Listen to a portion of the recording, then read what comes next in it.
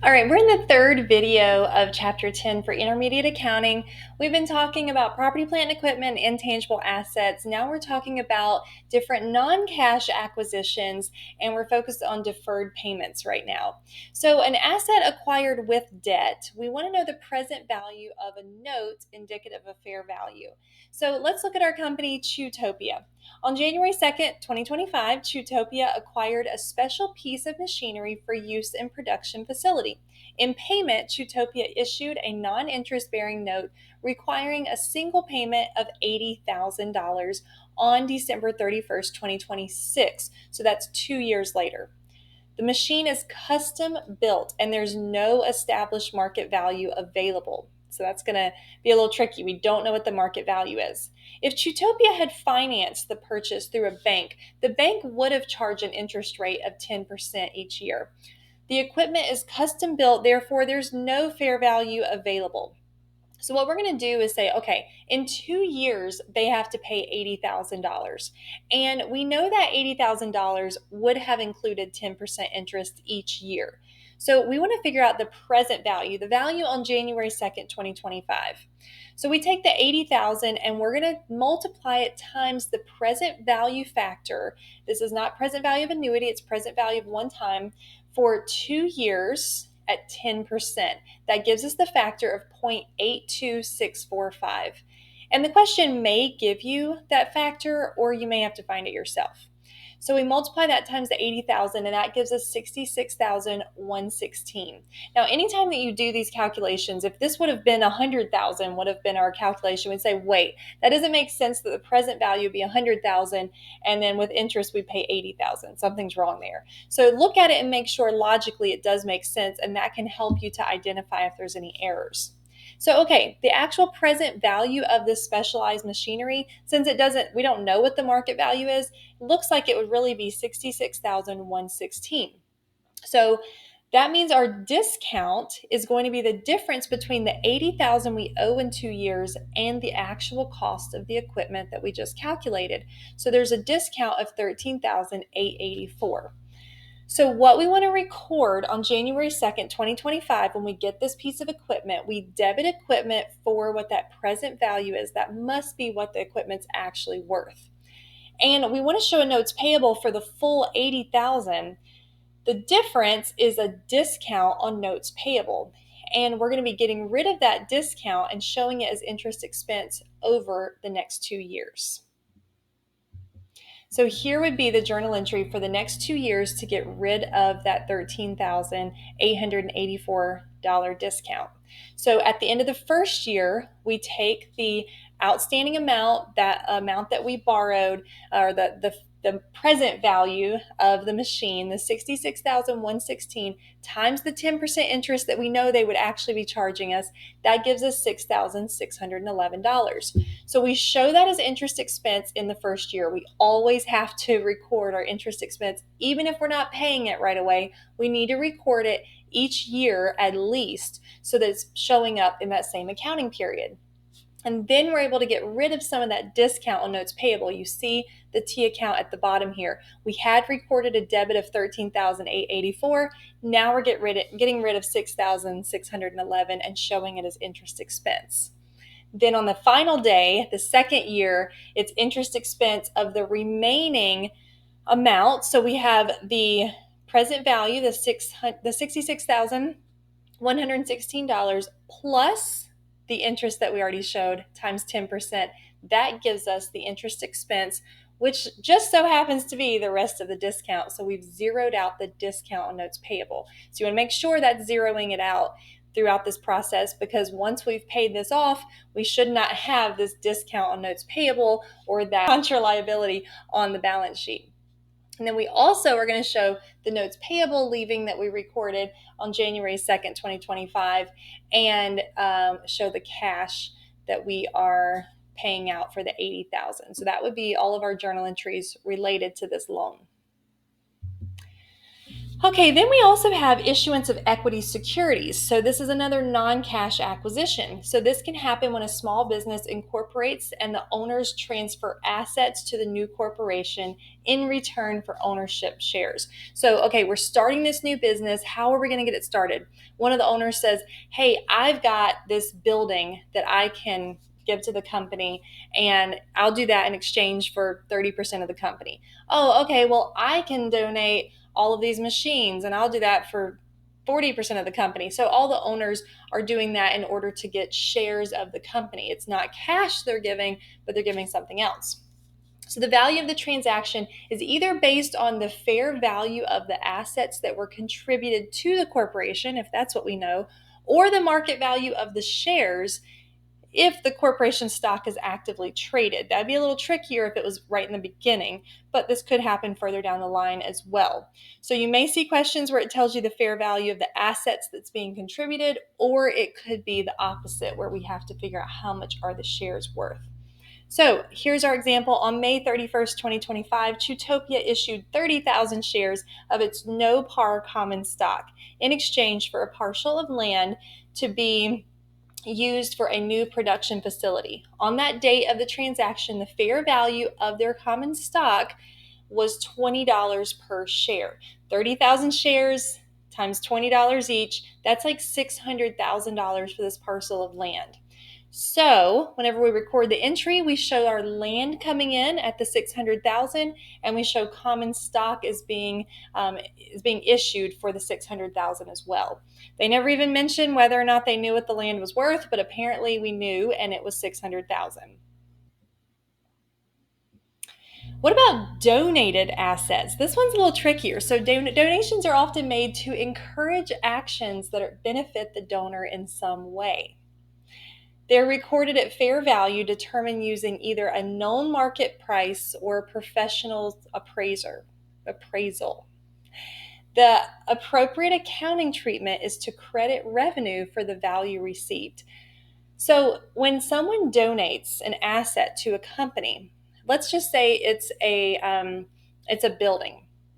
So they what we assume as accountants is they're not just giving us a building out of the kindness of their heart. We're a for-profit business, okay? This is not a charity. This is a for-profit business. If they donate a building or even gave us a big discount on a building, they must have some kind of other incentive happening. So something that's going to benefit them. So if a city were to donate a building, maybe they are trying to encourage a big company to come here and give jobs for their citizens. So where I live, Greenville, South Carolina, there are some really big companies like Michelin, GE, and BMW. And absolutely, Greenville loves having them here because it brings people to our city. It brings people from all over the world. It really helps the economy in Greenville, South Carolina. And I don't know, but who knows? Maybe the city did incentivize those companies to come in some way. I don't know the answer to that though. So let's look at Chutopia. They decided to relocate their corporate headquarters to the city of Barkington. Seems appropriate. To encourage the move, the city agreed to cover 20% of the $25 million cost of constructing the new facility. The building was completed on June 15th, 2025. Chutopia paid its share of the construction. So we have $25 million property, and the city says we'll cover 20% of that, which is $5 million. So whenever they record this, they're going to show the building that was worth the full 25 million. Chutopia is going to pay the cash of 20 million, and then we're going to show revenue for the 5 million. We actually recognize it as revenue when someone donates something to us because we assume that we are giving them something in return. And what we're giving Barkington is we're going to give them this fantastic company and a place for their citizens to be employed. Okay, capital budgeting overall, when it comes to looking at all of these different assets, property, plant, equipment, intangible assets, whatever it may be, we have to make decisions whenever we're managers. And we've talked about this some already, but being a manager involves making choices about purchasing PP&E as well as those intangible assets. Management must estimate the future net cash flows of the assets that they're expected to produce. The whole purpose of us spending money as a company is to make a return. We are for profit. We are supposed to make money, and we need to do that strategically. So whenever we purchase something, we have to look for a present value of those future cash flows to be higher than the initial acquisition cost, as we've seen in the past as well. So always important to keep that in mind. Let's talk about exchanges. When non-monetary assets are being exchanged, the asset received is typically recorded at its fair value. So we have the old asset and we are getting a new asset for that. We are giving it up and getting the new asset. Maybe, if you do this yourself, you might take your old car to the car dealership and you get a new car. Now, any difference is going to be paid in cash, right? So you give up your 10-year-old car, you get one that's only 2 years old, but you're going to give them your car, and you may also, in that case, you'd definitely be paying some cash as well. So we need to take that into consideration. The difference between the fair value and the book value of the asset given up is recognized as a gain or a loss. So we're going to look at some examples of this, and then we'll end this video. So these are the steps that we're going to have to follow whenever we are recording the exchange of two assets. And again, it's mainly going to be exchanging assets, but there definitely could be some cash or even other assets given up as well for this exchange. So we want to record the new asset at fair value. Then we want to remove the book value of the monetary asset that's given up. We record any cash received or paid.